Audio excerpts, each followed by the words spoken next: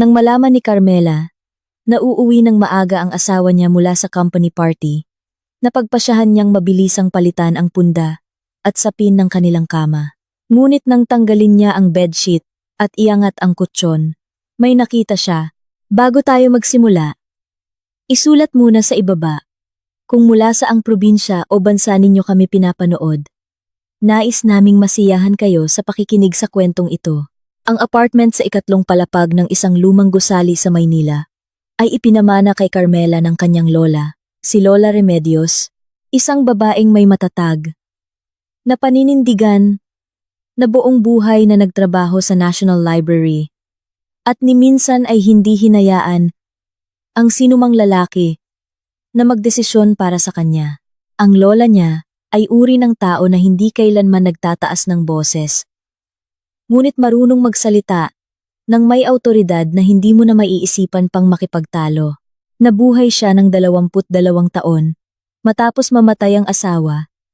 Pinalaki ang kanyang anak, tumulong sa pagpapalaki ng 2 apo, at hanggang sa mga huling araw niya ay naglalakad papunta sa trabaho kahit na 40 minuto ang layo ng aklatan mula sa bahay.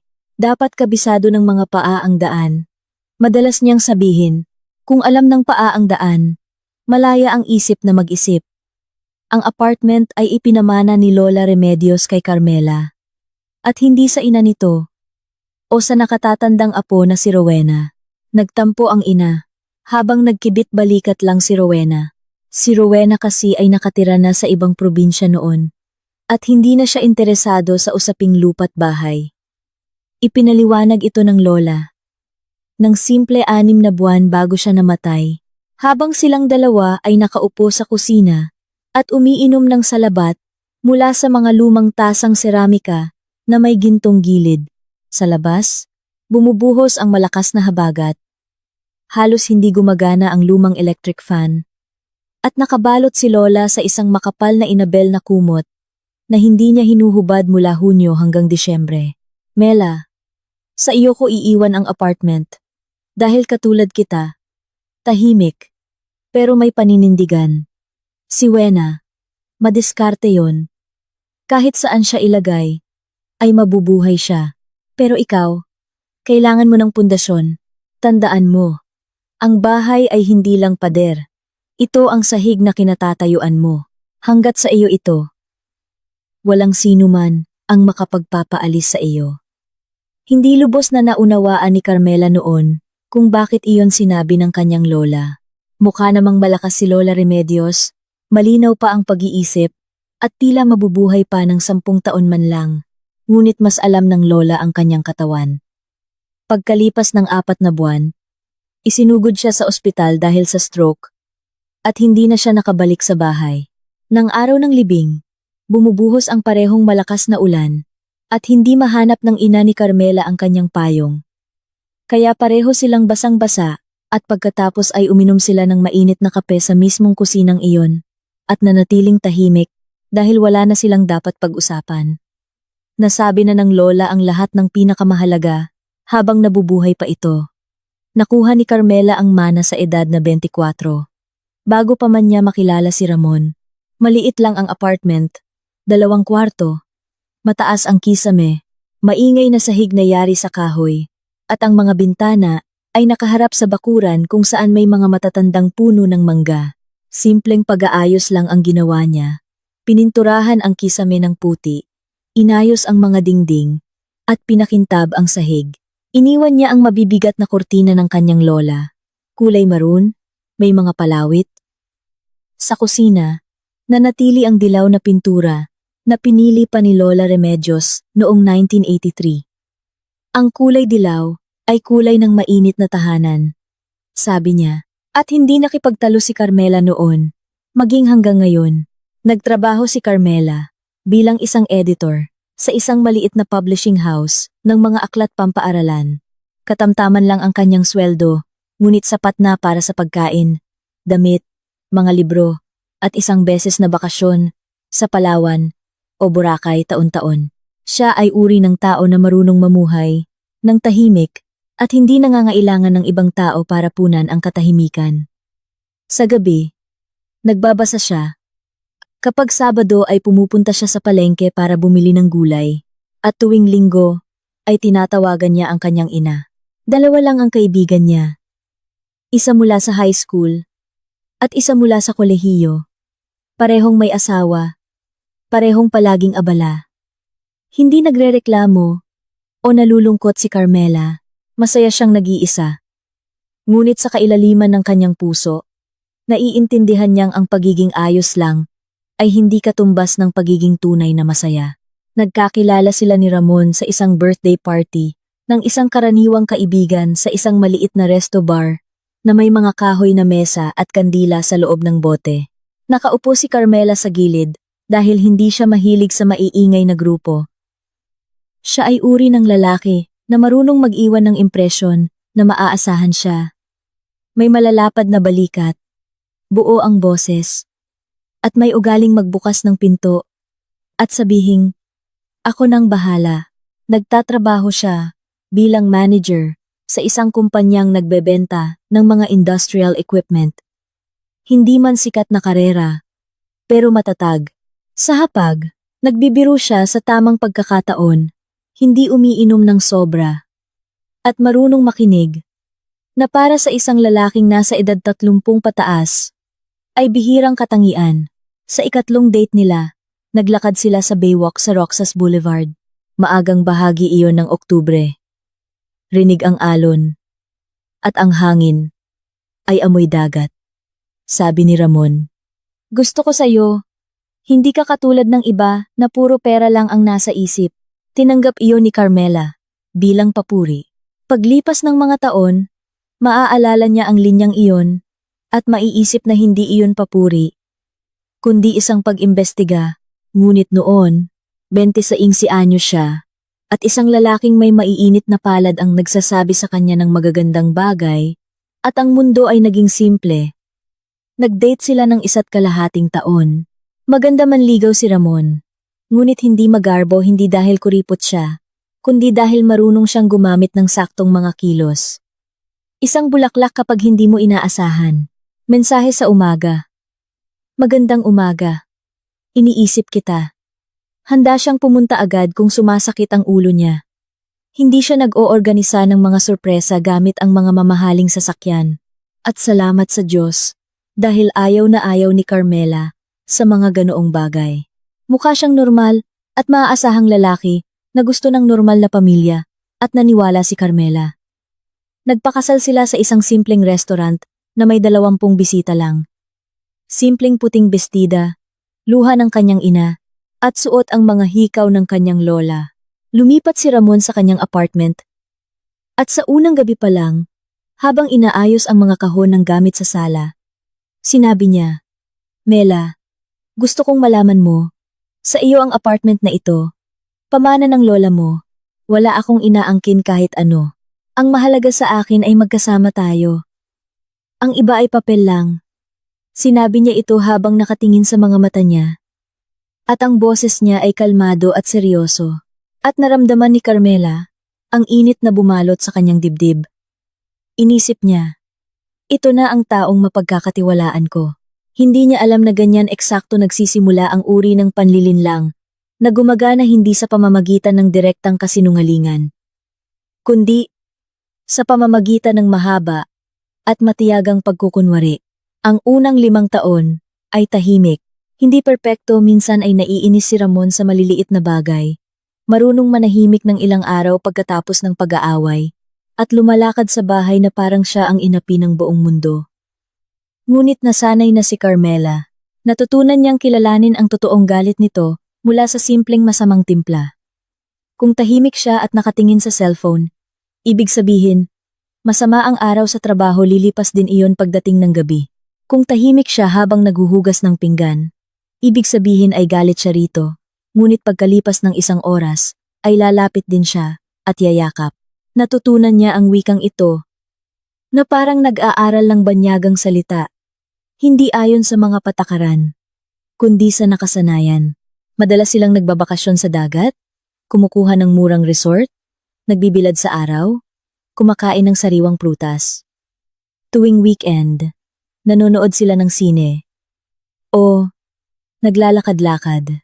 Minsan, inaanyayahan nila ang mga kaibigan para sa hapunan at nag-iihaw si Ramon ng liempo at sinasabi ng lahat na napakasarap ng luto niya at ngumingiti siya ng may pagmamalaki. Sa tingin ng iba, isa silang karaniwang masayang pamilya. Gusto ni Carmela ng mga anak, hindi naman desperado, pero sigurado siyang gusto niya.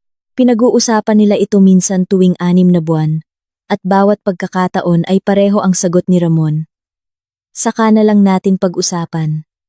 Hindi pa tamang panahon. Gusto ko munang tapusin ang hulugan sa sasakyan. Mag-ipon muna tayo ng emergency fund. Maghintay tayo hanggang tag-araw. Nagbabago ang dahilan. Ang sagot, hindi. Pumapayag si Carmela. Dahil naniwala siya. Nagpaplano lang ito. Hindi umiiwas. Hindi niya napansin na ang saka na lang ay hindi isang plano. Ito ay paraan para hindi na iyon simulan kailanman. Nagsimula ang mga pagbabago. Humigit kumulang 1 taon. Bago ang gabing nagpabago sa lahat. Nagsimula sa maliliit na bagay. Na kung iisipin ng hiwa-hiwalay ay walang ibig sabihin. Ngunit kapag pinagsama, ay bumubuo ng isang pattern na hindi pa kayang basahin ni Carmela. Nagsimulang mas madalas mag-overtime si Ramon sa trabaho. Kahit na bumabagsak ang benta ng kanilang kumpanya, ayon na rin sa sarili niyang kwento. Nagsimula siyang manigarilyo sa balkonahe. Dati ay hindi naman siya naninigarilyo. Pero ngayon ay palagi siyang nakatayo roon tuwing gabi, nakatingin sa labas, at mas mabilis mapuno ang ashtray kaysa sa bilis ni Carmela na hugasan ito. Tinanong niya, "Nagsisimula ka na bang manigarilyo?" Nagkibit balikat siya. "Stress lang. Daming tambak sa trabaho." Hindi na ulit nagtanong si Carmela. Nagtanong si Carmela. Pagkatapos, nagsimula ang mga usapan tungkol sa apartment. Noong una, ay parang pahapyaw lang habang naghahapunan. "Alam mo ba kung magkano na ang halaga ng lupa at bahay ngayon sa lugar natin?" Napakalaking pera niya na nakatengga lang. At walang silbi. Sumagot si Carmela. "Hindi ito nakatengga. Ito ang bahay natin." Tumango si Ramon at iniba ang usapan. Pagkalipas ng 2 linggo, bumalik siya sa paksang iyon. "May kakilala ako na tinulungan ang mag-asawa na invest ang bahay nila sa isang negosyo. Ngayon, nakatira na sila sa isang malaking bahay sa probinsya at nabibili lahat ng gusto nila. Imagine, sariling bahay, malaking lote, preskong hangin." Umiling si Carmela. "Pamana ito ni Lola. Hindi ko ito ibebenta." Muling tumango si Ramon. Ngunit sa kanyang mga mata, ay nakita ni Carmela, hindi ang pagsang-ayon, kundi isang pagkalkula. Na tila nagpaplano ng ibang ruta, patungo sa parehong destinasyon. May isa pang detalye. Naging mas maingat si Ramon sa kanyang cellphone. Dati, pwede niya itong iwan kahit saan. Sa mesa sa kusina, sa sofa, sa estante sa banyo. Ngayon, inilalagay niya ito sa bulsa kahit nasa loob ng bahay. At sa tuwing dumadaan si Carmela, pasikreto niyang tinatakpan ang screen ng kanyang palad. Kapag tumunog ang telepono, lumalabas siya sa pasilyo o sa balkonahe. Kapag may dumating na mensahe, tinitingnan niya lang kapag nasa ibang kwarto si Carmela. Hindi niya ito napansin agad, kundi unti-unti, tulad ng pagkapansin, sa isang bitak sa dingding. Sa una, iisipin mong guni-guni mo lang, pagkatapos makikita mong humaba na pala ito. Sinabi ni Carmela sa sarili niya. Lahat naman ay may mga mensahe sa trabaho na ayaw nilang ipakita. Baka may inaayos lang siyang problema, at ayaw niya akong mag-alala. Baka nakasanayan lang. Ngunit sa kailaliman ng kanyang pagkatao, sa bahaging walang pangalan, ngunit palaging mas nauunang makaramdam, bago pa man maintindihan ng isip, nagising na ang kutob ng panloloko. Tahimik, tulad ng kaluskos sa likod ng pader. Hindi ito mapatunayan, at hindi rin mabalewala. Basta nandoon lang ito, at naghihintay.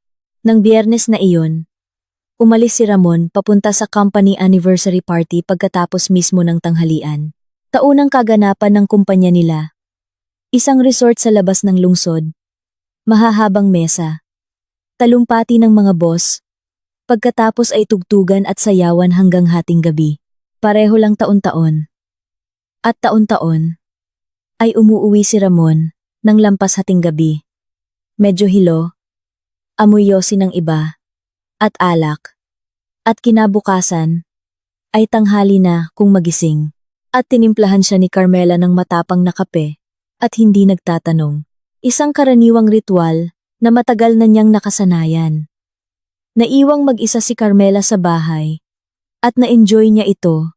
Mahilig talaga siya sa mga gabing nag-iisa, hindi dahil hindi niya mahal ang asawa, kundi dahil sa katahimikan ng walang taong bahay.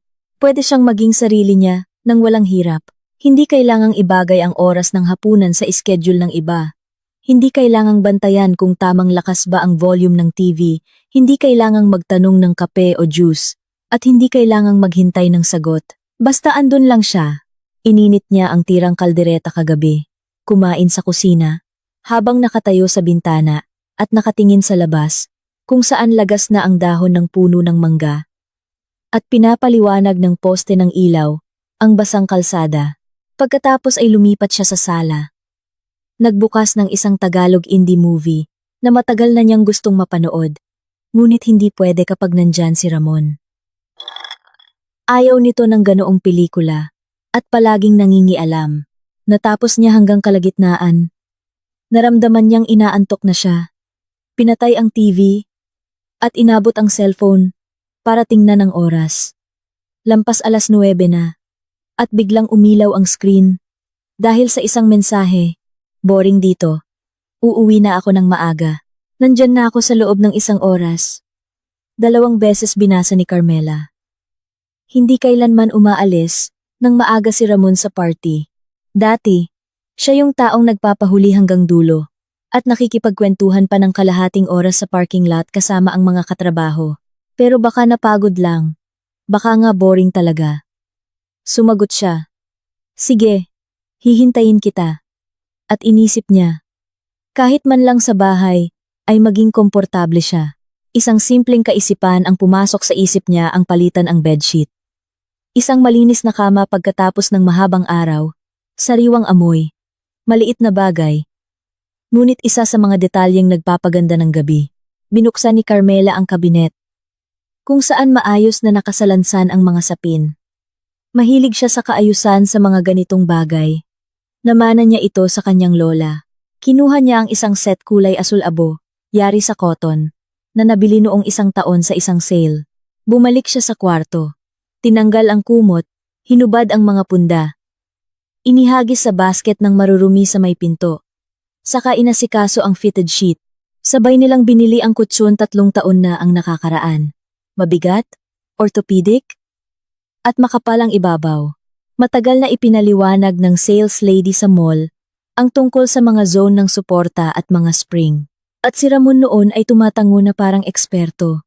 Kahit alam na alam ni Carmela na wala itong ideya sa pinagkaiba ng isang kutson sa isa. Hinila niya ang lumang bedsheet at inangat ang kanto ng kutson para maipasok ng maayos ang bagong sapin, isang nakasanayan na nakuha niya rin sa kanyang lola. Kailangang maayos ang pagkakapasok ng bedsheet para walang kanto na matatanggal sa gabi. May nakapaang kamay niya na matigas.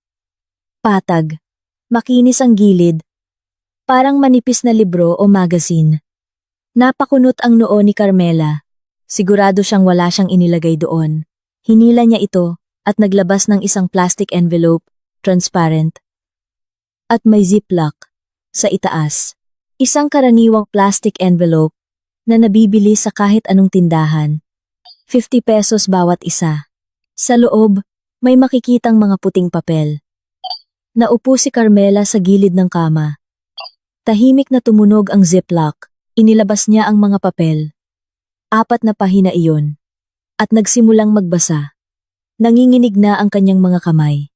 Kahit hindi pa lubos na napoproseso ng utak niya ang kanyang nakikita, mas naunang nakaintindi ang katawan. Ang unang dokumento ay nakaprint sa makapal na papel. May logo at mga selyo. Deed of absolute sale ng apartment. Ang address ng bahay niya. Sukat, title number, lahat ay tumutugma. Ang bumibili, Mega Build Builders. Pangalang hindi pa narinig ni Carmela kailanman. Ang halaga 2 beses niyang binasa ang numero at naramdaman kung paanong may sumikip sa bandang dibdib niya. Ang halaga ay sobrang mas mababa kaysa sa presyo sa merkado. Nasa 35,040% mas mababa, na para bang may nagmamadaling magbenta at handang magbigay ng malaking diskwento. Maikasalang agad ang transaksyon.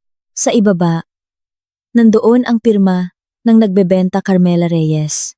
Nakatingin si Carmela sa pirmang iyon at naramdaman kung paano dahan-dahang gumapang ang lamig sa kanyang likuran.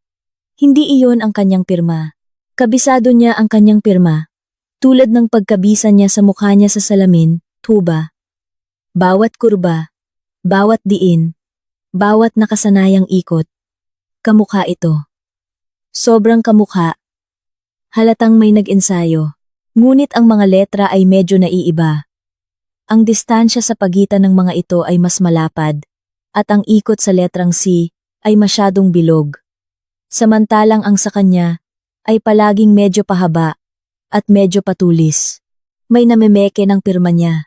May isang taong nakakita sa pirmang iyon ng libu-libong beses sa mga resibo, sa mga ID, sa mga dokumentong nakatago sa drawer. Isang taong kasama niya sa bahay. Ang pangalawang dokumento kopya ng pasaporte at ID. Isang hindi kilalang babae ang nakatingin sa litrato nang may diretso at kalmadong tingin. Jessa Marie de Maculangan, 32 anyos, nakarehistro sa probinsya. May kulay ang buhok, tuwid ang kilay, medyo nakataas ang baba. Maganda, isa sa mga tinatawag na kaakit-akit, hindi diyosa ng ganda, pero kapansin-pansin. Hindi pa siya kailanman nakita ni Carmela. Binaligtad niya ang papel. Baka sakaling may paliwanag sa likod. Pero blanko ito. Ang pangatlong dokumento, printout ng booking sa eroplano. 2 one-way ticket patungong abroad na walang petsa ng pagbabalik. Mga pangalan: Ramon Bautista at Jessa Marie de Maculangan. Petsa ng lipad: 3 linggo, mula ngayon. Pang-umagang flight. Aalis ng 7, 7:15. Inisip ni Carmela kung paano gigising si Ramon ng alas 4 ng madaling araw, tahimik na magbibihis sa dilim. Kukunin ang maleta na nauna na niyang itinago sa garahe ng isang kaibigan. At lalabas ng bahay. Dahan-dahang isasara ang pinto, para hindi magising ang asawa. At ang asawa ay natutulog. At hindi alam na pagkalipas ng ilang araw, may darating na mga tao mula sa Mega Builders na may dalang mga dokumento. At sasabihing na ibenta na ang apartment. Ang ika-4 na pahina. Isang nakasulat kamay na note sa kalahating pahina ng notebook. Sulat kamay ni Ramon. Maliliit at nagmamadali. Listahan ng mga dapat gawin. May numero. 1. Notaryo, ihanda ang special power of attorney. 2. Mega build meeting sa Miyerkules. Kumpirmahin ang schedule. 3. Bayad na ang tickets. I-forward ang confirmation kay Jay. 4. Isara ang bank account pagkatapos ng transfer. 5. Mag-withdraw ng cash na hindi hihigit sa 300k bawat beses. Ang huling linya ay may 2 salungguhit. Ipinatong ni Carmela ang mga papel sa kanyang kandungan. Ang kwarto sa paligid niya ay pareho pa rin. Kulay cream na pader, maroon na kortina ni Lola, lampshade, litrato ng kasal nila sa ibabaw ng drawer. Lahat nasa lugar. Walang nagbago. Pero, nagbago ang lahat. Hindi gumuho ang mundo. Nag-iba lang ang pakiramdam nito, na parang ang lahat ng hinawakan niya nitong huling 7 taon ay isa palang peking prop sa entablado. Maganda, maayos, kapani-paniwala, pero walang laman sa loob. Asawa, pamilya, mga salitang ang mahalaga sa akin ay magkasama tayo. Ang boses niya, ang mga kamay niya, ang nakasanayan niyang paghalik sa ulo nito bago matulog. Lahat ng ito ay bahagi ng isang script na isinulat ng iba, kung saan binigyan siya ng papel ng taong madaling lokohin. Dahil tahimik siya at madaling magtiwala at hindi nagtatanong. Hindi niya alam kung gaano siya katagal nakaupo roon. 1 minuto 5:15. Naging mabigat at hindi gumagalaw ang oras. tulad ng hangin bago ang bagyo. Ang unang pumasok sa isip niya ay tawagan ang kanyang ina. Sabihin ang lahat. Marinig ang boses nito. At umiyak sa telepono. Tulad noong bata pa siya. Ang pangalawa, ihagis ang envelope na ito sa mukha niya pagpasok niya. Tumayo sa may pinto, itapon sa paanan niya, at sabihing, "Ano? Ikaw na ba ang bahala?" Ang pangatlo, umiyak na lang. Umupo sa sahig, yakapin ang mga tuhod at umungal na parang sugatang hayop, na hindi pa naiintindihan na nasugatan siya. Pero nararamdaman na ang sakit. Ngunit walang ginawa si Carmela, ni isa sa mga ito. Sa halip, tumayo siya, pumunta sa kusina, kumuha ng baso sa kabinet, nagsali ng tubig mula sa gripo, at ininom iyon ng mabagal, habang nakatingin sa refleksyon niya, sa madilim na bintana ng kusina. Sa labas ay nakabukas ang ilaw ng poste. Ang mga puno ng mangga ay madilim at tahimik. Sa refleksyon, nakatingin sa kanya ang isang babaeng 34 anyos, na may maitim na bilog sa ilalim ng mata, at basang-basa ng pawis ang gilid ng noo. Isang editor ng mga libro, na may sweldong saktong pambuhay lang. Ngunit ang babaeng ito ay may bahay, may tamang pag-iisip, at naririnig ang boses ng lola niya, sa isip na nagsasabing, "Hanggat sa iyo ang sahig, walang sino man ang makapagpapaalis sa iyo." Inilagay ni Carmela ang baso sa lababo, pinunasan ang mga kamay ng tuwalya, bumalik sa kwarto, kinuha ang cellphone, at sinimulang kuhanan ng litrato ang bawat dokumento harap at likod sa ilalim ng ilaw ng lampshade, para makita ang lahat ng letra, lahat ng selyo, lahat ng numero. Nanginginig pa rin ang mga kamay niya. At ang unang 2 litrato ay malabo. Binura niya ito at inulit. Sa pagkakataong ito, ay idiniin ang mga siko sa kanyang mga tuhod para mas matatag, bawat pahina, harap, at likod. Ang sulat kamay ni Ramon ng malapitan para madaling basahin ang sulat. Ipinadala niya ang mga litrato sa kanyang sariling email, sa trabaho at personal pareho. Pagkatapos ay kinopya sa cloud storage, na halos hindi niya ginagamit pero naaalala pa ang password. Pagkatapos ay nag-isip siya ng 1 segundo, at ipinasa rin ito sa email ng kanyang kaibigan mula high school na si Tina na may note. "Wag mo munang buksan, ipapaliwanag ko mamaya. I-save mo lang." Pagkatapos nito, maingat niyang ibinalik ang lahat ng pahina sa envelope. Isinara ang ziplock, lumapit sa kama. Inangat ang kanto ng kutson, at isiniksik ang envelope eksakto kung saan niya ito nakuha, malapit sa pader. Medyo kaliwa mula sa gitna. Ibinaba niya ang kutson, hinaplos ang ibabaw nito para siguraduhing walang nakausli. Sa kanya kinuha ang bagong bedsheet at inayos ang kama. Inayos ang mga lukot. Inipit ang mga kanto. Isinuot ang mga punda sa unan. Nang matapos siya, perpekto ang itsura ng kama puti, pantay, sariwa. Walang anumang bakas na may gumuho na palang mundo ng isang tao roon. Nagbihis si Carmela ng pambahay. Humiga sa ibabaw ng kumot, habang may hawak na libro, at binuksan ang ilaw sa gilid ng kama. Nakalipat ang libro sa pahina, kung saan siya huminto 3 araw na ang nakalipas. Ngunit hindi bumubuo ng salita ang mga letra. Sa kanyang paningin, ay nakatatak ang mga numero mula sa kontrata, at ang bilog na ikot ng peking pirma. Nililipat niya ang mga pahina, nang hindi nagbabasa, at naghintay. Umuwi si Ramon.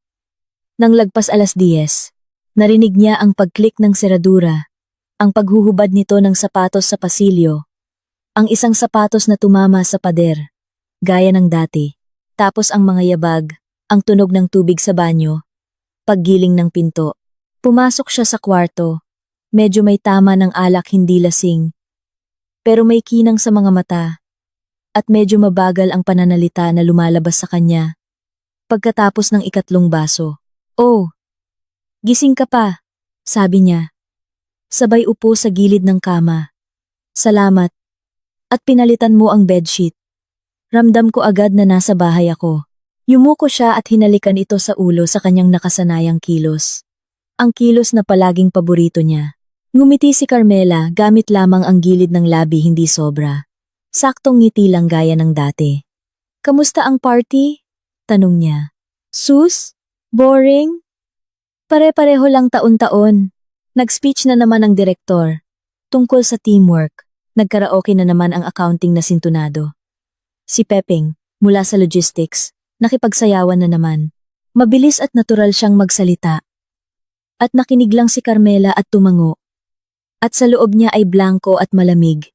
Tulad ng isang kwartong walang init, pero sa labas, walang makikitang bitak. Nagpalit ng damit si Ramon. Humiga, tumagilid, at pagkalipas ng 3 minuto, ay humihilik na. Nakahiga si Carmela sa tabi niya. Nakatingin sa kisame, ang bitak sa pintura, na napapansin niya gabi-gabi, ay umaabot mula sa ilaw hanggang sa kanto. Kasing nipis ng sinulid. Dati ay parang nakaka-relax ito sa kanya, bahagi ng lumang bahay. Ang karakter nito, ngayon, nakikita na niya ito, kung ano talaga ito, isang bitak. Nakahiga si Carmela at inisip. Hindi pa tungkol sa sakit. Darating din ang sakit mamaya, alam niya yon. Sa ngayon, iniisip niya kung ano ang gagawin niya. Hindi bukas, hindi sa makalawa, kundi pag umaga na. Pag umaga, habang tulog pa si Ramon, pumunta siya sa kusina at tumawag. Nahanap ang numero sa isang lumang address book na itinago ng lola niya sa drawer ng cabinet. At kinuha ni Carmela pagkatapos ng libing. Hindi alam kung bakit, basta hindi niya lang maitapon. Sa pagitan ng mga pahina ay may tuyong dahon at mga resibo mula sa dry cleaning. Noong 1998, at sa letrang M, ay may nakasulat na Mendoza, attorney, at isang numero ng telepono. Tinawagan iyon ni Carmela at nakarinig ng boses medyo paos, matanda, ngunit malinaw. Hello! Attorney Ricardo Mendoza. Magandang umaga po. Baka hindi niyo na po ako natatandaan. Ako po si Carmela, apo ni Lola Remedios. Kayo po ang tumulong kay Lola noong ipatitulo niya ang bahay na ito. Tahimik sa kabilang linya. Pagkatapos, Remedios. Siyempre natatandaan ko. Sumalangit nawa ang kanyang kaluluwa. Naaalala ko ang bahay. At kung paano kami 3 beses nagpabalik-balik sa Registry of Deeds dahil laging may hindi nagtutugma. At ikaw pala yung tinutukoy niya. Si Mela, ang pinagmanahan niya. Anong nangyari? Attorney Ding, kailangan ko po ng tulong. Tungkol po ito sa bahay ng lola ko. Pumunta ka rito ngayon ng 2:00. Nasa opisina ako. Ang opisina ay isang malaking salita. Isang maliit na kwarto sa ground floor ng isang gusali na may sariling pasukan mula sa kalsada. Mababang pinto, tansong karatula na may apelyido na matagal nang hindi napupunasan. Sa loob, mabibigat na kortina na kulay maroon. Mesa na puno ng mga folder. 2 upuan para sa bisita na nakalubog na ang upuan, at amoy kape, na tila kumapit na sa pader magpakailanman. Nakaupo si Attorney Ding sa mesa, na may suot na vest sa ibabaw ng polo, at sa ilong niya, ay may salamin na makapal ang lente, na palagi niyang hinuhubad, pinupunasan, at isinusuot muli isang nakasanayan na pamalit niya sa mga sandali ng katahimikan sa usapan. Malapit na siyang 70 anyos. Matagal na siyang hindi kumukuha ng mga bagong kliyente. Nagbibigay na lang siya ng konsultasyon sa mga lumang kakilala. At minsan ay nagre-representa sa mga matatanda na niloloko ng mga pabahay. Ngunit nang tumawag si Carmela at sinabing tungkol sa bahay ng lola niya, sumagot siya agad ng walang pag-aalinlangan, na parang hindi lumipas ang 30 taon. Ipinakita ni Carmela sa kanya ang mga litrato sa cellphone. Isinuot ni Attorney Ding ang kanyang salamin. Tinanggal ang salamin, pinunasan, isinuot muli, at sinabing, i-zoom mo nga yung parteng may pirma. Ini-zoom niya. Matagal siyang nakatingin. Pagkatapos ay sumandal sa upuan, at sinabi, Mela, tanga ang asawa mo, pero mapanganib na tanga. Pagkatapos ay nagsalita siya ng kalmado, tulad ng isang doktor na nagpapaliwanag ng diagnosis, nang walang emosyon isa-isa. Ang bahay ay minana, bago pa kayo kinasal. Ibig sabihin, hindi ito bahagi ng inyong conjugal property. Walang karapatan dyan si Ramon.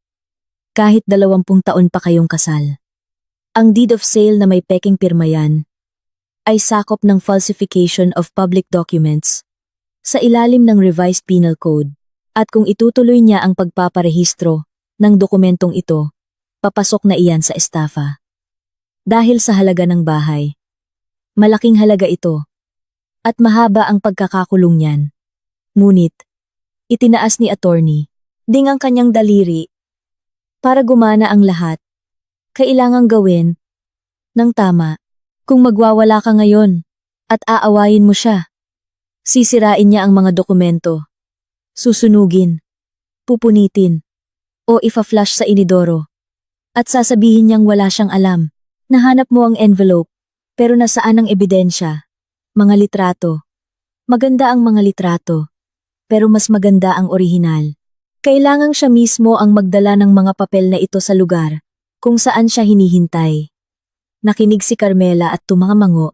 Sa loob niya, may nagbabago. Ang takot at pagkalito ay napapalitan ng ibang bagay. Malamig at malinaw. Tila isang matigas na bakal. Naunawaan niyang hindi siya iiyak. Hindi siya sisigaw. Maghihintay siya, tulad ng paghihintay ng lola niya, sa linya sa munisipyo, tahimik, matiyaga. Dahil alam niyang sa huli, ay magbubukas din ang bintana. Nang araw ding iyon, pumunta si Carmela sa Registry of Deeds. Walang masyadong tao Biyernes. Hapon na kaya nagsiuwian na ang ilan. Kumuha siya ng numero, naupo sa monoblock chair sa waiting area, at pinunan ang form para sa paglalagay ng adverse claim sa titulo upang pagbawalan ang anumang pagpaparehistro ng bentahan nang wala ang presensya niya. Ibig sabihin nito, kahit pa makagawa ng himala si Ramon at madala ang peking papeles sa rehistro, automatikong mabablock ang transaksyon. Hindi ito papayagan ng sistema. Ito ang unang kandado na inilagay ni Carmela sa kanyang pinto. Nang bumalik siya kay attorney, ding dala ang kopya ng kanyang papel. Tumango ito ng may pagsang-ayon at kumuha mula sa itaas na drawer ng isang lumang address book. Luma na may leather na pabalat at garter na matagal nang lumuwag. Naglipat ng pahina, hinanap ang kailangan at sinabing, "May kakilala ako sa CIDG. Si Police Captain Renato Bautista, si Ato. Lumang eskwela mula sa mga pulis. Naalam pa kung para saan ang pulisya. Kung ipapakita natin ang mga ebidensya, tutulong siya. Walang pressure. Nandyan lang siya kapag kinailangan natin. Ayos lang ba sa'yo?" Wala namang tutol si Carmela. Handa na siya. Ang mga sumunod na araw ay naging isang pagsubok para kay Carmela. Isang pagsubok na hindi mo mapaghahandaan. Pumasok siya sa trabaho, nag-edit ng mga manuskrito, sumagot sa mga email ng mga katrabaho, nananghalian sa kantin sa ground floor, kung saan palaging amoy sinigang at ginisa. At sa lahat ng oras na ito, may isang pangalawa at hindi nakikitang mekanismo sa loob niya na nagbibilang ng mga araw, oras, at minuto hanggang Biyernes. Alam niya ang bagay na hindi alam ni Ramon. Alam niya ang bagay na hindi alam ng sino man sa paligid niya. Hindi ang mga katrabaho, hindi ang ina, hindi ang mga kaibigan. At dahil sa kaalamang ito, ang mundo sa paligid niya ay naging parang entablado, kung saan lahat ay ginagampanan ang kanilang papel. Nang hindi alam na guguho na ang mga props anumang oras. Si Ramon nitong mga araw ay kumikilos na tila naramdaman niyang kailangan niyang ihanda ang sitwasyon. O baka naman sinusunod niya lang ang plano niya, na ang huling linggo, bago ang bentahe ay inilaan para maging kalmado ang asawa at hindi magtanong. Naging nakakagulat na malambing siya. At ang paglalambing na ito ay mas nakakatakot kaysa sa kanyang karaniwang kawalan ng pakialam. Dahil ngayon ay nakikita ni Carmela ang bawat kilos. Nang malinaw, noong Sabado, umuwi siya na may dalang bulaklak, puting rosas. Ang paborito nito. Dati, nagbibigay lang siya ng bulaklak 2 beses sa isang taon. Sa kaarawan at sa Valentine's Day. Minsan nga ay nakakalimutan pa niya. Pero ngayon, Sabado na walang espesyal na okasyon, may puting rosas sa nakaluskos na balot. At nakatayo siya sa pasilyo, na may mukhang tila siya mismo ay nagulat sa sarili niyang ginawa. Napadaan ako sa bilihan ng bulaklak. Nakita ko to. At naisip kita. Sabi niya. Kinuha ni Carmela ang bulaklak.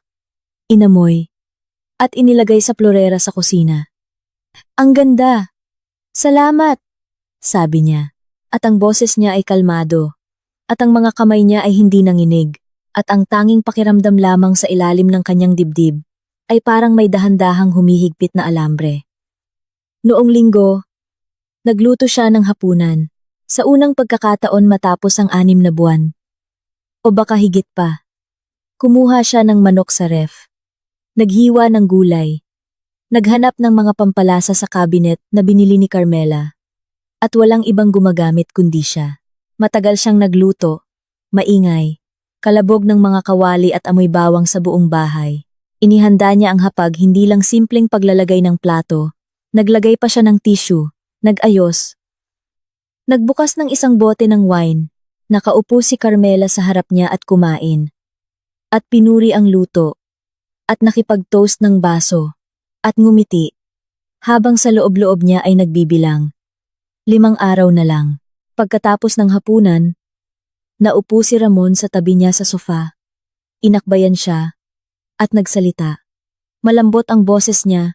Mukhang mapagkakatiwalaan ang mismong boses na ginamit niya dati noong sinabi niyang, "Ang mahalaga sa akin ay magkasama tayo.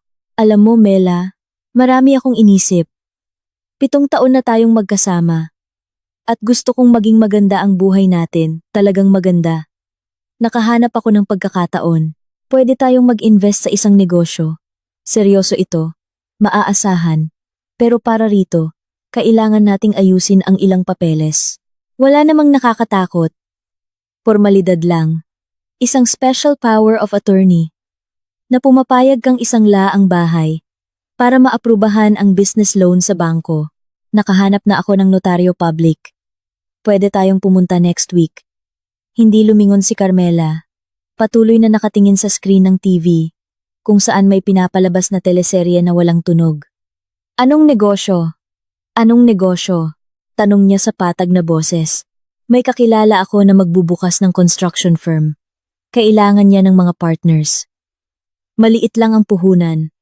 Pero makalipas ang 2 taon, may laking bahay na tayo. Kotse. Maginhawa. Ginagawa ko ito para sa atin, Mela. Para sa atin. Inulit niya. At ang salitang iyon ay naiwang nakabitin sa hangin sa pagitan nila. Tulad ng barya na inihagis at nakalimutang saluhin. Para sa atin, naalala niya ang e-tickets para sa 2 tao na walang petsa ng pagbabalik. Ang pangalan ni Jessa, Marie Di Makulangan. Sa tabi ng pangalan niya sa booking. Ang nakasulat kamay na listahan. Mag-withdraw ng cash. Hindi hihigit sa 300k bawat beses. Ang para sa atin na tinutukoy niya ay siya at ang babaeng iyon. At si Carmela sa atin na iyon ay ang magbabayad ng lahat. Sige, sabi niya. Ikwento mo sa akin ang detalye next week. Pagod ako ngayon. Tumango si Ramon, hinalikan siya sa gilid ng ulo at pumunta sa banyo. Naiwan si Carmela sa sofa at matagal na nakaupo, hindi gumagalaw. Nakatingin sa TV. Pagdating ng Lunes ng gabi, tinawagan ni Carmela si Attorney Ding mula sa kanyang opisina. Isinara ang pinto. Nagsalita ng mahina. Idinikit ang telepono sa tainga. Kinuwento niya ang usapan sa sofa. Ang tungkol sa notaryo. Kung paano binanggit ni Ramon ang pagpunta sa notaryo next week. Ngunit hindi pa sinasabi ang eksaktong araw. Ibig sabihin, malapit na niyang sabihin. Sabi ng abogado. Kapag sinabi niya ang araw at oras, tawagan mo agad ako. Kakausapin ko si Kapitan Ato. At magiging handa tayo. Ang pinakamahalaga, huwag mong baguhin ang kilos mo. Walang sobrang salita. Walang sobrang tingin.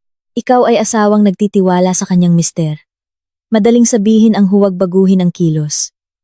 Natutunan ni Carmela na kontrolin ang mukha niya. Boses. Mga kamay. Gumawa siya ng mga reaksyon na automatiko niyang inilalabas, tulad ng isang aktres na gabi-gabing gumaganap sa parehong papel. Kapag sinabi ni Ramon na tayo, tumatango siya. Kapag hinahalikan siya nito bago matulog, sumasagot siya ng pantay lang hindi mainit at hindi malamig. Para hindi siya paghinalaan na wala siyang pakialam o nagpapanggap lang. Kapag nagkukwento ito tungkol sa trabaho, nagtatanong siya ng isa o dalawang tanong. Hindi sobra. At hindi kulang. Naging salamin siya na nagpapakita ng eksaktong gusto nitong makita. Sa gabi, kapag nakatulog na si Ramon at naging malalim na ang paghinga nito, nakahiga si Carmela, nadilat ang mga mata at nakatingin sa kisame. Ang bitak sa pintura ay umaabot mula sa ilaw hanggang kanto at sa dilim ay mas mukha itong malalim kaysa sa totoo. Naisip ni Carmela kung paano nagagawang matulog nang mahimbing nitong taong nasa tabi niya. Isang taong balak siyang nakawan. Ang kamay nito ay nakapatong sa unan, malapit sa ulo niya. At ang kamay na iyon malaki. Mainit ang kamay ng taong pumeke sa kanyang pirma. Naghanap ng bibili sa bahay niya na bumili ng tiket para sa ibang babae.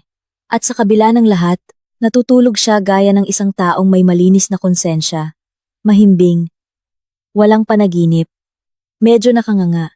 Pagsapit ng Martes, umuwi si Ramon ng mas maaga mula sa trabaho at sinabi, "Nakausap ko na yung notaryo." Biyernes? Alas?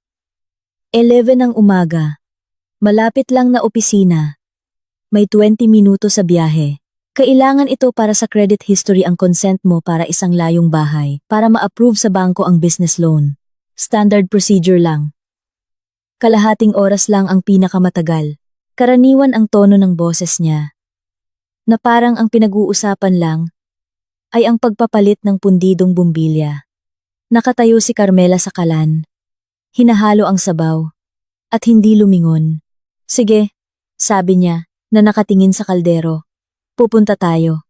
Lumapit si Ramon mula sa likuran. Ipinatong ang mga kamay sa balikat niya at sinabing, "Ikaw ang the best." Naramdaman niya ang mga palad nito sa ibabaw ng kanyang damit mainit, puno ng kumpiyansa. At kinailangan ni Carmela ng buong lakas at pagpipigil para hindi itulak ang mga iyon. Noong Miyerkules ng gabi, nakipagkita si Carmela kay Attorney Ding sa ikatlong pagkakataon. Nakausap na rin niya si Kapitan Ato at handa na ang plano. Ang notaryo na kinuhanan ni Ramon ng schedule si Attorney Lilibeth ay kakilala ni Attorney Ding. Hindi masyadong malapit, ngunit sapat na. Nagkikita sila sa mga seminar ng mga abogado. At alam niyang tapat itong propesyonal. Tinawagan niya ito. Ipinaliwanag ang sitwasyon. At pumayag itong tumulong tatanggapin niya si Ramon bilang karaniwang kliyente. At hahayaang mangyari ang mga susunod na kaganapan. Si Kapitan Ato ay nasa waiting area, sabi ni Attorney Ding. Nakasibilyan, walang uniforme, walang ingay. Darating ka ng mas maaga. Sa umaga bago ka umalis, kukunin mo ang envelope sa ilalim ng kutson at dadalhin mo sa akin. Ang orihinal na mga kopya ay dapat nasa ibabaw ng mesa pagpasok niya. Tumango si Carmela. Nang gabing iyon, nakatulog siya sa unang pagkakataon matapos ang isang linggo. Maikli lang. Hindi malalim. Pero nakatulog. Nakapagpasya na. May plano na. At dahil doon, ay gumaan ang pakiramdam niya. Tulad ng paggaan ng pakiramdam ng isang pasyente. Kapag sinabi na ng doktor ang sakit nito at ang mga susunod na hakbang na gagawin. Nagsimula ang Biyernes ng maulan. Mahinang ambon na hindi malakas, pero nananatili sa hangin, tila basang alikabok. Gumising si Ramon sa magandang mood. Nag-ahit, nagsuot ng malinis na polo, at nagpakintab ng sapatos. Narinig ni Carmela ang pagkanta-kanta nito sa banyo. At ang tunog na iyon tunog ng isang taong naniniwalang ito, na ang araw niya ay nagdulot kay Carmela ng matinding inis, kaya't napapikit siya sandali, at mahigpit na napahawak sa gilid ng mesa sa kusina. Pagkatapos ay bumitaw siya, nagtimpla ng kape, at naglapag ng 2 tasa sa mesa. "Handa ka na?" tanong ni Ramon paglabas sa kusina. "Aalis tayo ng bago mag-alas 10 para may alawan sa oras.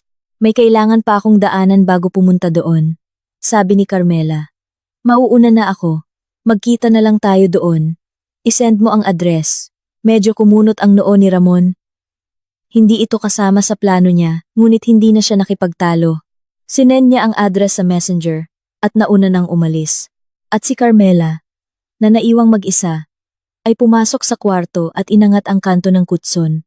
Ang envelope ay nandoon sa pwesto nito, transparent, may ziplock, eksakto kung saan niya iniwan. Noong nakaraang linggo, kinuha niya ito, inilagay sa bag, at lumabas ng bahay. Ang opisina ng notaryo ay nasa isang tahimik na eskinita. Isang lumang gusali. Sa ground floor, may karatula at mabigat na pintuan na may tansong hawakan. Dumating si Carmela. Ding! Nakasuot ng formal na damit na tila isinusuot niya lang 2 beses sa isang taon.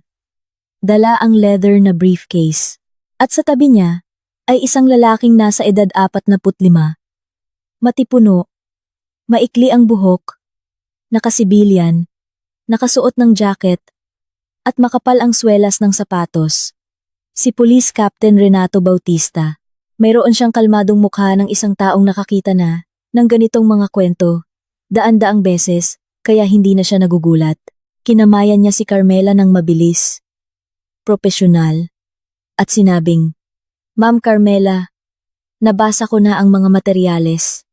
Malinaw na lahat. Tama ang ginagawa ninyo. Ngayong araw, idodokumento lang natin. Kumilos lang kayo ng normal. Kami na ang bahala sa iba." Lumabas ang notary public na si Attorney Lilibeth mula sa opisina niya. Isang babaeng nasa 50 anyos. Maikli ang buhok at may matalas na mga mata sa likod ng kanyang salamin. Inabot niya ang kamay kay Carmela at sinabi ng mahina, "Pasok kayo. Handa na ang lahat." Pumasok si Carmela sa opisina. Inilabas mula sa bag ang transparent na envelope na may ziplock. Ang eksaktong envelope na kaninang umaga. Habang naliligo at kumakanta pa ang asawa niya, ay tahimik niyang hinugot sa ilalim ng kutson at inilapag sa ibabaw ng mesa. Sa tabi nito, inilabas din ni Attorney Ding ang mga naiprint na litrato ng mga dokumento at ang reklamo para sa pamimeke ng pirma. Sa ibabaw ng makintab na kahoy na mesa, ang lahat ng ito ay mukhang maayos at hindi maitatangging ebidensya. 5 minuto bago mag-alas 11, bumukas ang pinto ng receiving area at pumasok si Ramon. Malinis na polo, makintab na sapatos. Maayos ang buhok dahil sa gel.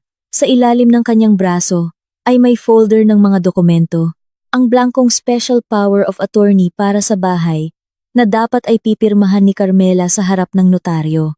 Ito ang kanyang malinis na plano. Kung pipirmahan ng asawa niya ang dokumento, hindi na niya kakailanganing ilabas ang peking papeles mula sa ilalim ng kutson. Sa mukha niya ay may ngiti ng isang taong pumunta sa isang meeting kung saan naplano na ang lahat. Tumango siya sa sekretarya. Pumasok sa opisina. Nakita si Carmela at mas lalong lumapad ang ngiti. "Oh, nandito ka na pala. Ayos." Pagkatapos ay napadako ang tingin niya sa mesa at tumigil doon. Sa ibabaw ng madilim at makintab na mesa sa mismong harapan niya, nakapatong ang transparent na plastic envelope na may ziplock. Ang sarili niyang envelope ang itinago niya sa ilalim ng kutson na dapat ay mananatili doon hanggang sa matapos ang lahat. Sa tabi nito ay ang mga papel kung saan nakilala niya ang sarili niyang sulat kamay, ang kanyang to-do list, ang kopya ng pasaporte ni Jessa. Hindi biglaang nawala ang ngiti niya. Unti-unti itong naglaho, tulad ng pinturang natutunaw mula sa isang patayong pader. Umaagos mula sa mga mata pababa sa labi. Mula sa labi patungo sa baba, inilipat niya ang tingin kay Carmela, kay Attorney Ding, na nakatayo malapit sa bintana at nakahalukip-kip, kay Kapitan Ato, na nakaupo sa gilid at nakadekwatro, at nakatingin kay Ramon, nang walang emosyon. "Sir Ramon?" Nagsalita ang notaryo. "Upo kayo." Lumapit sa akin ang asawa ninyo, at naghain ng reklamo, na ang pirma niya sa deed of absolute sale ng kanyang bahay ay pineke. Hindi ako pwedeng magnotaryo ng kahit anong dokumento sa pagkakataong ito. Higit pa rito, may kinatawan tayo dito mula sa pulisya. Nakatayo lang si Ramon. Hindi gumagalaw. Ang folder na may blankong dokumento ay dahan-dahang nadulas mula sa kanyang kamay at nahulog sa sahig. Nagkalat ang mga pahina sa ibabaw ng kahoy na sahig. Hindi siya yumuko para pulutin ang mga ito. Bumuka ang bibig niya na parang may gusto siyang sabihin, ngunit nakalimutan niya ang mga salita. Sa unang pagkakataon sa loob ng 7 taon nilang pagsasama, nakita ni Carmela ang asawa niya na walang suot na maskara. At sa likod ng maskara, walang laman, walang katusuhan, walang kayabangan, kahit galit ay wala. Tanging pagkalito at takot lantad. At nakakapangilabot na takot ng isang taong nahuli sa akto. Lumipas ang 1 minuto. Marahil ay mas maikli pa, ngunit pakiramdam ni Carmela ay isang buong buhay na ang lumipas. Pagkatapos ay bumukas muli ang pinto ng opisina, at pumasok ang isang babae. Babaeng may kulay ang buhok na nakasuot ng blazer. Diretso ang likod at nakapusod ang buhok. Pumasok siyang may pag-aalinlangan. Silip muna, bago humakbang sa pinto. Tila isang taong hindi sigurado. Si Jessa Marie de Maculangan. Ang mismong babae na nakita ni Carmela ang ID sa ilalim ng kutson katabi ng pekeng kontrata at plane tickets. Hindi siya pinapunta rito ni Ramon. Kagabi, nang kausap niya ito sa telepono, sinabi lang ni Ramon, "Bukas nasa notaryo ako sa address na ito.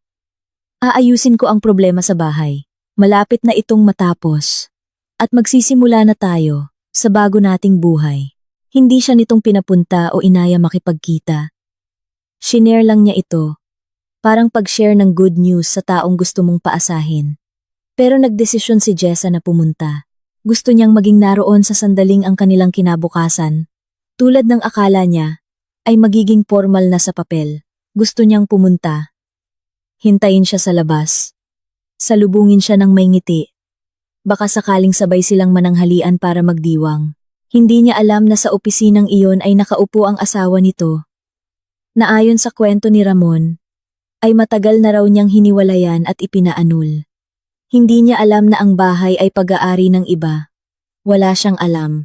Pumasok siya at nakita si Carmela, at may nagbago sa mukha niya. Hindi agad. Noong una ay may bahagyang pagtataka. Bakit ang daming tao? Bakit ganoon ang mga mukha nila? Pagkatapos, napatingin siya sa mesa, sa mga nakakalat na dokumento, sa kopya ng sarili niyang ID, at pasaporte na nasa makintab na ibabaw ng mesa. At sa wakas, pagkaintindi. Dumating ito ng mabagal, ngunit tiyak mula sa gilid patungo sa gitna, parang tubig na bumabaha sa isang kwarto. Tumigil si Jessa at tumingin kay Ramon. "Mon, ano to?" Hindi siya sumagot. Nakatingin si Ramon sa kanya, sa paraan kung paano tumingin ang mga taong sabay na gumuho ang dalawang mundo nila at hindi nila alam kung alin ang dapat iligtas. Tumayo si Kapitan Ato, inayos ang jacket at nagsalita ng mahina, kalmado, walang halong pananakot. "Ma'am Jessa, ako si Police Captain Renato Bautista. Ako ay mula sa CIDG. Ang bahay na pinag-uusapan natin ay pagmamay-ari ni Carmela Reyes. Namana niya ito bago pa sila ikasal. Si Ramon Bautista ay ang kanyang kasalukuyang asawa. Hindi po annulled ang kanilang kasal. Ang pirma sa deed of absolute sale ay peke. Wala pong karapatan si Ramon na ibenta ang bahay na ito." Nakinig si Jessa. Unti-unting namumutla ang mukha niya. Hindi tulad sa pelikula kung saan namumutla agad ang mga tao, kundi parang namumuo-muo. Nagsimulang mamutla ang kanyang noo. Pagkatapos ay ang mga pisngi. Saka naging kasing kulay ng kanyang balat ang mga labi niya. Humarap siya kay Ramon. Nakatayo ito. Nakababa ang mga kamay. At hindi makatingin ng diretsyo. "Seryoso?" sabi niya. Isang salita. Ngunit sa salitang iyon ay nandun ang lahat.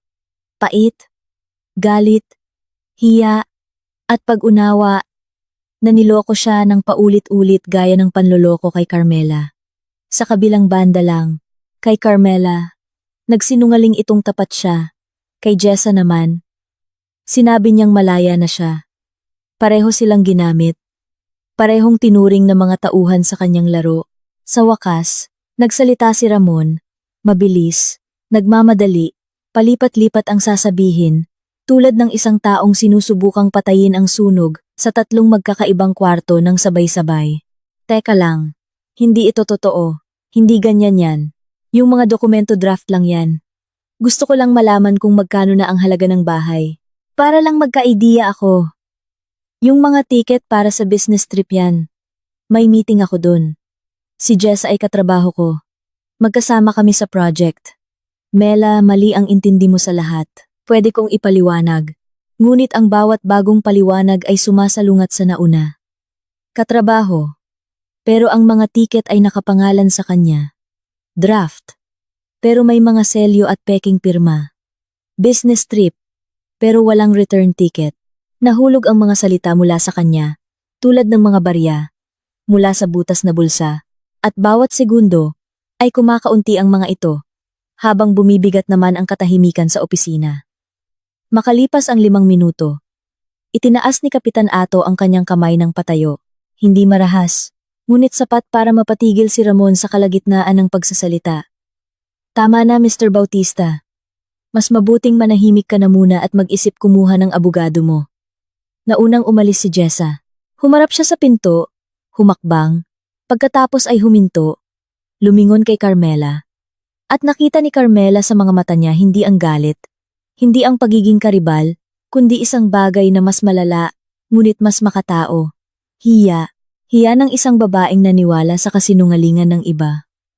At ngayon ay nakatayo sa harap ng ibang babae, na nasugatan ng kasinungalingang iyon.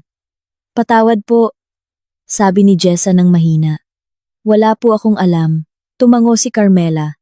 Naiintindihan niya nagtatrabaho si Jessa bilang receptionist sa isang klinika. Mag-isang pinalaki ang 5 taong gulang na anak. At nakita kay Ramon ang nakikita ng mga single mother. Sa mga lalaking marunong mag-iwan ng impresyon na maaasahan sila. Pag-asa. Pag-asa. Para sa isang normal na pamilya. Para maging pangalawang magulang ng kanyang anak. Para sa taong magsasabing, ako nang bahala. At gagawin nga, kinwento sa kanya ni Ramon, na matagal na siyang hiwalay, na sa kanya ang bahay, na may magandang buhay sa hinaharap. At naniwala si Jessa, gaya ng paniniwala ni Carmela noon. Ang pinagkaiba lang, nalaman niya ang katotohanan hindi sa katahimikan ng sariling kwarto, kundi sa isang opisina ng notaryo, sa harap ng ibang tao. Tahimik na sumara ang pinto, pagkaalis ni Jessa.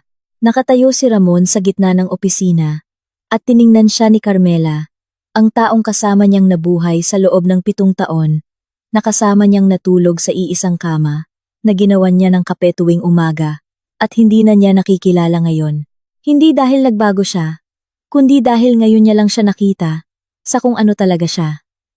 Ang lahat ng sumunod sa Biyernes na iyon ay naging mabilis at pangit. Tulad ng pagbagsak ng sinumang may 2 buhay. Tumanggi si Attorney Lilibeth na iproseso ang anumang dokumento at itinala ang insidente sa record book. Tinanggap ni Kapitan Ato ang opisyal na reklamo mula kay Carmela doon mismo sa opisina. Naglabas ng mga form mula sa briefcase. Pinunan ang lahat on the spot at pinapirma siya. Ang envelope na may mga orihinal na kontrata, pasaporte ni Jessa, printout ng ticket, at ang sulat kamay na listahan ni Ramon, ay inilagay niya sa isang transparent na evidence bag, at pinirmahan ng marker. Iniabot ni Attorney Ding ang inihandang reklamo tungkol sa pamemeke ng pirma at ang mga kopya ng litrato ng mga dokumento. Umabot lang ang lahat nang wala pang 1 oras. Nakaupo si Ramon sa isang upuan sa gilid ng pader sa buong oras na iyon. Hindi gumagalaw, nakatingin sa isang bahagi ng sahig. Ni minsan ay hindi niya sinubukang tumayo. Ni minsan ay hindi niya ibinuka ang bibig. Ang taong kanina lang ay pumasok sa pintuang ito, na may ngiti ng isang panalo. Ngayon ay parang lobong inalisan ng hangin. Umuwi sila ng hiwalay. Nagtaksi si Carmela. Tahimik na nakatingin sa bintana. Sa mga basang kalsada. Hindi alam kung paano umuwi si Ramon. Hindi siya nagtanong. At hindi lumingon. Pagbukas niya ng pinto ng bahay, madilim at tahimik ang pasilyo. At ang katahimikang ito ay iba na sa pakiramdam. Hindi na walang laman, kundi malinis. Tulad ng pakiramdam, pagkatapos ng bagyo, pumasok siya sa kwarto, naglabas ng dalawang malaking maleta mula sa cabinet. Dark blue at itim. Parehong kay Ramon, at sinimulang impakehin ang mga gamit nito. Polo mula sa istante, jacket mula sa drawer, pantalon mula sa hanger, shaver, charger, earphones, ilang libro na hindi niya nabasa, 2 pares ng sapatos mula sa shoe rack sa labas, pati makapal na jacket, maayos siyang nag-impake, walang bakas ng galit. Na para bang nag-iimpake, bago lumipat. Kapag alam mong hindi ka na kailanman babalik sa lugar na iyon, inilagay niya ang mga maleta. Sa pasilyo malapit sa pintuan, magkatabi, umuwi si Ramon, makalipas ang 2 oras. Narinig ni Carmela ang matagal nitong pagkalikot sa seradura. Malamang ay hindi mapigil ang panginginig ng mga kamay. Pumasok, nakita ang mga maleta at huminto. Nakatayo, hindi pa hinuhubad ang jacket. At tiningnan ang mga ito, na parang hindi niya maintindihan kung ano ang mga ito at saan nanggaling ang mga ito. Sa loob ng bahay, lumabas si Carmela sa kusina at tumayo sa may pintuan, nakasandal ang balikat sa hamba ng pinto. Doon ka matulog sa sofa, sabi niya. Bukas ng umaga, aalis ka. Kapag gumawa ka ng eskandalo dito, tatawag ako ng pulis. Inasahan niyang sisigaw ito, magdadahilan, magbabanta, iiyak, o ano paman, ngunit tumangulang si Ramon. Tahimik na hinubad ang jacket. Isinabit ito. Naglakad lampas kay Carmela papunta sa sala at naupo sa sofa. Naupo at tumitig sa pader, kung saan nakasabit ang litrato. Silang dalawa sa tabing dagat. 3 taon na ang nakakaraan, maitim ang balat sa araw. Nakangiti. Masaya. Isinara ni Carmela ang pinto ng kusina. Pumasok sa kwarto at nilak ang pinto. Humiga siya sa kama. Sa mismong kama, na may malinis na bedsheet, na inayos niya noong nakaraang linggo, sa ibabaw ng mga kasinungalingan nito, at umiyak. Sa unang pagkakataon matapos ang lahat, hindi dahil sa galit, hindi dahil sa inis, hindi rin dahil sa sakit, kundi dahil gumaan na ang pakiramdam niya. Tulad ng iyak ng isang taong matagal na nagbuhat ng mabigat, at sa wakas ay naibaba na ito sa lupa. Kinabukasan, wala na si Ramon sa bahay. Wala na rin ang mga maleta sa pasilyo. Ang mga susi ay naiwan sa maliit na mesa. Malapit sa pinto at sa tabi nito, ay may maliit na piraso ng papel. Mga susi. Patawad. 2 salita gamit ang sulat kamay niya, na nagmamadali, maliit. Ang mismong sulat kamay sa to-do list mula sa envelope. Kinuha ni Carmela ang papel, nilukot ito, at itinapon sa basurahan, kasama ng mga balat ng sibuyas at mga tea bags. Pagkatapos, ay kinuha ang mga susi, nilaro-laro sa kamay at itinago sa drawer. Sa Lunes, ay tatawag siya ng gagawa, para palitan ang lahat ng pinto at seradura. Ang annulment ay inasikaso, at bagamat lumipas ang ilang buwan dahil sa proseso ng batas, hindi umangal si Ramon tungkol sa bahay. Pagkatapos niyang kausapin ang abogado niya, naintindihan niyang kahit anong paglaban niya ay mas lalo lang magpapalala sa sitwasyon niya sa kasong kriminal. Diretsyong ipinaliwanag ito ng abogado niya. Pamana ang bahay. Bago pa kayo kinasal walang pag-asa. Pero kung magmamatigas ka, mas malaking danyos at reklamo ang kakaharapin mo mula sa asawa mo. Pinirmahan ni Ramon ang mga kinakailangang affidavit sa korte, nang walang ni isang salita at voluntaryong umalis ng tuluyan. Ang hukom, isang matandang babaeng may pagod na mukha, ay tiningnan silang dalawa, ang nakayukong ulo nito, at ang turuwid na likod ni Carmela, at walang ibang tinanong na labas sa proseso. Annulled. Tapos ang usapan. Sa trabaho ni Ramon, mabilis na kumalat ang balita. Gaya ng sa anumang kumpanya, ang mga tsismis ay kumakalat na kasing bilis ng hangin.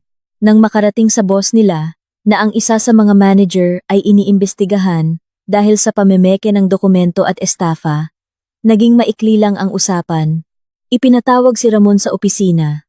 Inilapag sa harap niya ang resignation letter at isang ballpen. Pumirma siya. Hindi man lang siya inalok na umupo. Nagtuloy-tuloy ang kasong kriminal. Ang Mega Build Builders, nang imbestigahan, ay lumabas na isang dummy corporation lang na nakarehistro sa isang dummy na tao. Trabaho ni Kapitan Ato ay naging metodikal at hindi nagmamadali at tinitipon ang bawat ebidensya. Naganap ang paglilitis makalipas ang 8 buwan. Inamin lahat ni Ramon ang pagkakasala, nakipagtulungan sa investigasyon at nagsisi hanggang sa kung paano magsisisi ang isang taong nahuli sa akto. Ang hatol probation, hindi natuloy ang bentahan. Walang pinsalang nagawa. Unang pagkakasala. Hindi na iginiit ni Carmela na makulong talaga ito ng matagal. Sapat na sa kanya yon. Nawala na sa asawa niya ang lahat ng binalak nitong makuha. Ang bahay, ang asawa, ang babaeng naghihintay sa kanya, na may dalang maleta, trabaho, reputasyon. Para sa isang taong 7 taong bumuo ng bahay na gawa sa baraha, ang pagguho nito ay sapat na parusa. Pinutol ni Jessa ang lahat ng komunikasyon sa kanya noong araw na malaman niya ang katotohanan. Makalipas ang kalahating taon, aksidenteng nakita siya ni Carmela sa mall sa may bilihan ng sapatos ng mga bata. Namimili si Jessa ng sapatos para sa anak. Ang maliit na batang babae na may nakatirintas na buhok ay nag-iikot-ikot doon at hinihila ang damit ng nanay niya. Nagkatinginan silang dalawa. Medyo namutla si Jessa pero hindi umiwas ng tingin. Siya ang unang lumapit. Hello po, Ma'am Carmela. Hindi ko na po nasabi sa inyo noon. Wala po akong makitang salita noon. Salamat po. At hindi nyo na ako idinamay. O kinasuhan. Wala po talaga akong alam. Sabi niya annulled na siya, na kanya ang bahay. Hindi ko po naisipang mag-imbestiga. Naniwala agad ako. Ang tanga ko po. Hindi ka tanga, sabi ni Carmela. Naniwala ka? Ako rin. Naniwala ako ng 7 taon. Tumango si Jessa. Niyakap ang anak at umalis. Tiningnan siya ni Carmela habang papalayo. At inisip na ang babaeng ito ay biktima ring nasa ibang upuan nga lang ng mismong opisina noong araw na yon. Lumipas ang 1 taon. Nakatira pa rin si Carmela sa apartment ng lola niya sa 3 palapag ng lumang gusali. Nagpalit na siya ng mga seradura, pinalitan ang pintura ng kwarto. Piniling kulay ang light gray. Kalmado, walang disenyo, itinapon ang kutsyon at nagtawag ng kargador para ibaba ito sa makipot na hagdanan habang nagrereklamo ang mga ito sa bawat kanto. Bumili ng bago ibang brand, ibang sukat, para walang anumang maaalala. Nilagyan niya ito ng bagong bedsheet, puti. Simple na yari sa magandang cotton. At sa unang gabi niya sa bagong kutsyon, nakatulog siya ng mahimbing, na hindi niya naranasan sa loob ng maraming buwan. Sa trabaho, na-promote si Carmela, naging senior editor, at makalipas ang 6 na buwan, ay nagsimulang magturo ng mga evening classes para sa mga baguhang manunulat. Lumalabas na magaling pala siyang magpaliwanag, matiyaga, direkta, at walang pagmamayabang. Lumapit ang mga tao sa kanya, at hindi niya agad na unawaan kung bakit, ngunit nalaman din niya kinalaunan. Nagkaroon siya ng kalmadong kumpiyansa, na nakukuha lang ng mga taong nakaranas ng pagtataksil at hindi nagpatalo rito. Hindi naging manhid o mapangutya, kundi kumpiyansa, tahimik, tulad ng boses ng kanyang lola. Bukod pa rito, nagsimulang manahi si Carmela. Halos aksidente lang ito na nangyari. Pagkatapos ng annulment, naghahanap siya ng pwedeng pagkakaabalahan ng mga kamay at isip para hindi maging masyadong mahaba ang mga gabi niya. Bumili siya ng sewing machine, tela, at sinulid. Nagsimula siya sa mga simpleng bagay, punda, placemat. Pagkatapos sinubukan niyang gumawa ng bedsheet. Ginupit, tinahi, inayos ang mga gilid. Natuklasan niyang magaling siyang gumawa ng pantay na tahi, tamang tabas, at may pakiramdam sa uri ng tela. Nagsimulang gumawa ng custom bedsheets. Gawa sa magandang cotton, na may mga burda ng inisyal ng pangalan. Ang kaibigan niyang si Tina ang mismong pinadalhan niya ng mga litrato noon. Kinuna ng litrato ang tapos na bedsheet sa isang magandang background at pinost sa social media. Kinagabihan, nakatanggap siya ng 4 na order. Sa loob ng 1 linggo, naging 12. Sa 1 buwan, naintindihan ni Carmela na hindi na niya kayang mag-isa. Makalipas ang kalahating taon, nagkaroon na siya ng maliit na talyer. Pwesto isang maliit na kwarto sa katabing building na may malaking mesa para sa paggugupit, 2 sewing machine, at mga estante na puno ng mga rolyo ng tela. 3 tauhan. Si Aling Nena, isang matandang may gintong mga kamay na buong buhay na nanahi at kayang malaman ang pinagkaiba ng cotton sa satin sa pamamagitan lang ng paghipo. Si Joy, isang batang babae na kakagraduate lang ng high school, mabilis kumilos at masipag. At si Lita, isang tahimik na babae na nasa middle age na nag-apply at naging pinakamagaling na mambuburda na nakita ni Carmela. 4 silang nagtatrabaho, umiinom ng kape, at kumakain ng pandesal kapag break time habang nakikinig sa radyo. At sa talyer ay palaging amoy bagong tela at plansa. Pinangalanan ni Carmela ang kanyang negosyo na Sariwang Sapin. Sabi ng mga kaibigan niya, masyado raw simpleng pangalan. Dapat daw ay medyo sosyalin. Ngunit alam ni Carmela na sa 2 salitang iyon, nakapaloob ang buong paglalakbay niya. Ang gabing napagpasyahan niyang palitan ang bedsheet at inangat ang kanto ng kutsyon. Ang desisyong hindi sumigaw o umiyak, kundi kuhanan ng litrato at ibalik sa lugar. Ang boses ng lola niya tungkol sa sahig na kanyang kinatatayuan at ang bagong buhay na nagsimula nang ayusin niya ang kanyang kama gamit ang malinis na sapin sa ibabaw ng kasinungalingan ng iba at nagpatuloy sa buhay. Minsan sa gabi, pagkatapos ng trabaho sa talyer, umuuwi si Carmela. Hinuhubad ang sapatos sa pasilyo, pumapasok sa kusina, at nagpapakulo ng tubig. Umuupo sa mesa na may hawak na tasa ng kape at nakatingin sa dilaw na pader, ang mismong pininturahan ng lola niya na hindi na niya pinalitan. Kumupas na ito matapos ang 40 taon. At sinabi sa kanya ni Aling Nena, Mela, pinturahan mo na yan para bago tingnan. Bakit mo pinipilit panatilihin yang luma? Tutulungan pa kita minsan sa gabi. Ngunit umiling lang si Carmela. Ang pader na ito ay bahagi na ng bahay. Tulad ng maingay na sahig na kahoy.